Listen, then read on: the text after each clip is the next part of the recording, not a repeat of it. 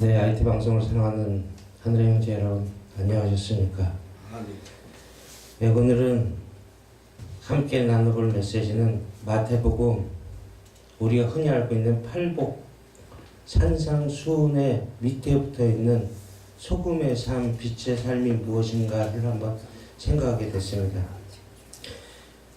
마태복음 5장 13절로 16절을 보면 제가 봉독을 해드리겠습니다. 너희는 세상의 소금이니 소금이 만일 그 맛을 잃으면 무엇으로 짜게 하리요? 후에는 아무 쓸데없어 다만 밖에 버려져 사람에게 밟힐 뿐이라. 너희는 세상의 빛이라. 산에 있는 동네가 숨겨지지 않을 것이요 사람이 등불을 켜서 말 아래 두지 아니하고 등경 위에 두나니 이러므로 집안 모든 사람에게 비치느라.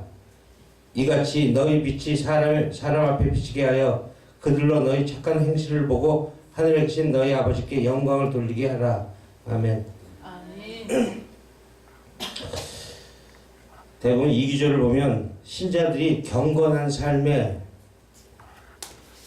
대한 그 권고요 또는 경고처럼 보입니다. 소금으로 살지 않으면 밖에 버려져서 발핌을 당할 것이다. 그러니까 성도는 반드시 세상의 소금 역할을 해야 한다는 생각이 듭니다. 누가 등불을 발 아래다가 두느냐? 등불은 동경 위에 두는 것이므로 반드시 주변에 비치게 되어 있다. 그러니까 동경 위에 높이 서서 열심히 세상을 환하게 비추어라 라고 대부분의 신학자나 목회자들이 이 산상수훈은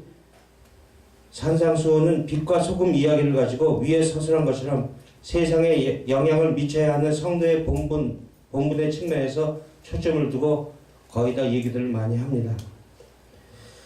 소금은 짠맛을 내는 것이므로 성도는 세상 속에서 맛을 내는 사람으로 살아야 된다느니, 소금은 부패를 방지하는 것이므로 세상에 부패하지 않도록 충분한 역할을 감당해야 한다느니, 소금은 자신의 몸을 녹여서 제 역할을 다하는 것이니 반드시 희생을 감수해야 한다는 식의 교훈을 그렇게 던지곤 합니다.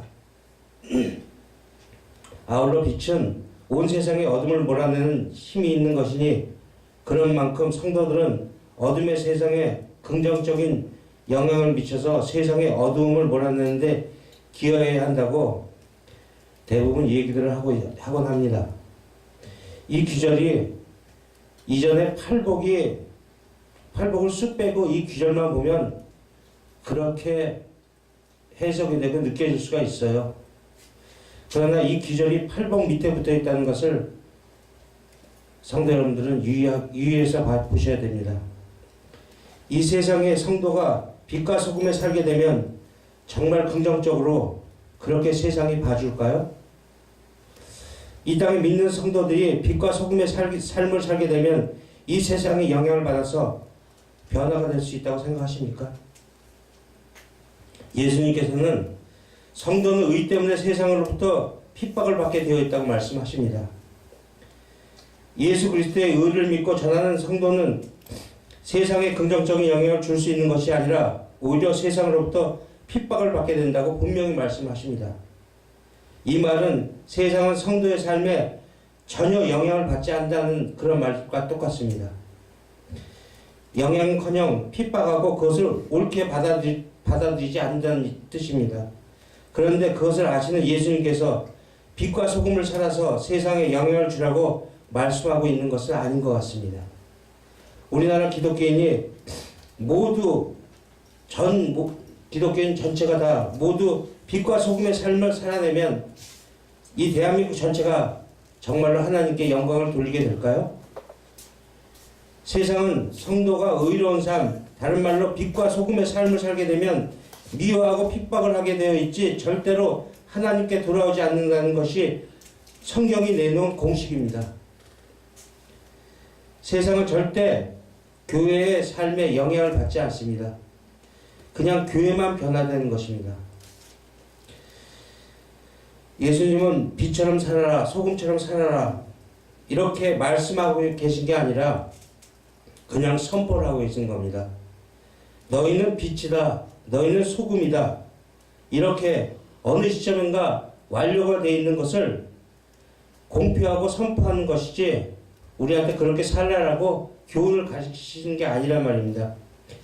에베소서 1장에 창세전의 언약의 목적을 보게 되면 도저히 산자가 될 수 없는 죽은 흙들이 하나님의 아들의 피로 반죽되어서 점도 흠도 없고 완벽한 하나님 나라 백성이 되는 것이 하나님의 영원한 언약, 즉 소금의 언약인 것이고, 거기에서 탄생한 교회가 그 소금 언약이 실제 하나님의 열심에 의해서만 성취되는 것임을 인정하고 거기에 희생하시고 봉사하신 예수 그리스도의 공로를 인정하고 찬송하게 되는 것, 바로 이것이 소금의 성취이고 소금의 언약인 것입니다.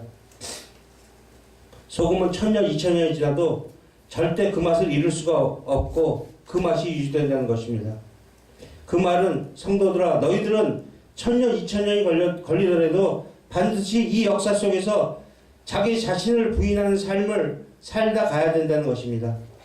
내가 죄수 중에 죄인 맞고 내가 갖고 있는 이 몸이 사망의 몸 맞습니다 라는 바로 그 자리, 그게 바로 자기 부인의 자리입니다.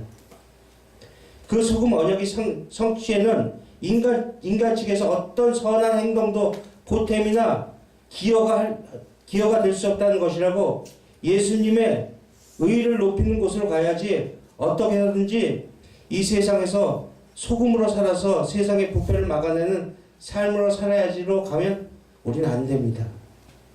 그것이 아직도 내가 내 힘으로 무언가 할 수 있다라는 자기 부인이 되지 않았기 때문이에요. 성도는 하나님의 언약이 어떻게 성취되었는지를 눈으로 입으로 살아내어 증거하는 삶을 살아가게 되어 있는 것입니다.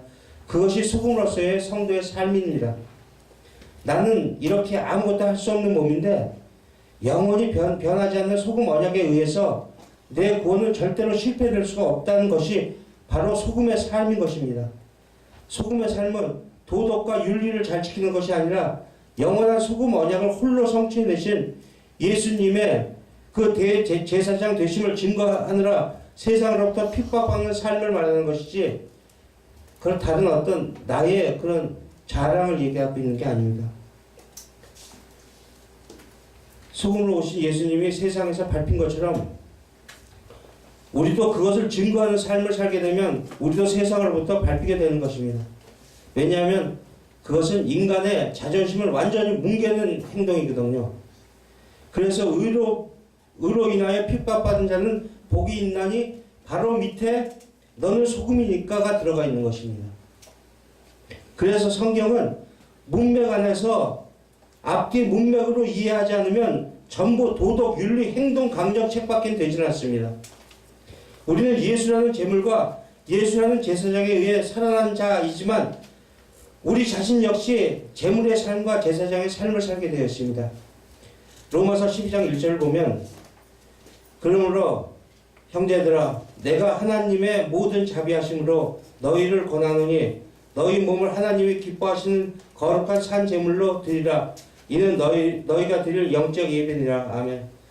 우리가 산 제물이라고 합니다. 바울은 예수님이 제물로 소금 언약을 성취하기 위하여 십자가에 못 박히신 것처럼 소금의 성도의 삶도 똑같이 십자가를 지게 되는 것입니다. 그렇게 저주의 심판을 먼저 받게 되면 영원한 심판에서 벗어난다는 게 우리 성도의 삶입니다. 그래서 우리 인생 동안에 영원한 저주와 심판의 맛을 조금씩 맛보게 되면서 우리 인생 속에서 경험하게 되는 것입니다. 그것이 우리 육적 자아에 떨어지게 되면 내가 부인되고 삭제되는 경험을 하게 됩니다. 그때 예수님이 아니면 나는 살아갈 수 없는 그러한 자라는 것이 고백되게 됩니다. 우리 성도는 이 고백하고 떠나는 겁니다. 무엇을 우리가 해서, 무엇을 어떻게 해서 하나님을 기쁘게 하고 우리가 어떻게 해서 우리가 구원을 받는 그런 일은 없어요. 그냥 오로지 모든 게 다 하나님의 은혜였었구나. 내가 살아온 그거 자체도 하나님의 은혜 없으면 살아갈 수가 없는 존재였었구나를 깨닫고 그거 고백하고 아버지 사랑 느끼고 떠나시면 돼요. 여러분들, 시청하신 여러분들, 제발 부탁해요. 뭐 그렇게 하려고 노력하지 마세요. 늘 반복되는 말씀이지만 그냥 그 아버지의 말씀에 수긍하고 그냥 순종하고 아, 내 아버지가 이렇게 날 살리시는구나 라고 생각하시면서 그렇게 끌려가시면 돼요. 무엇을 할 수 있다는 절대 그 오만한 판단하지 마세요. 그냥 아버지가 끌려가시는 대로 끌려가면 됩니다. 저 밑바닥까지. 그게 굉장히 고통스럽지만 여러분 그게 사는 길입니다. 여러분들 그 사는 길로 지금 아버지는 부르고 계세요. 그 길이 진정으로 내 가슴속에서 아, 이것이 아버지가 나를 살리기 위한 삶의 길이라는 깨닫는 그 성도들이 되기를 주 예수 그리스도의 이름으로 간절히 축원드립니다. 감사합니다. 아멘.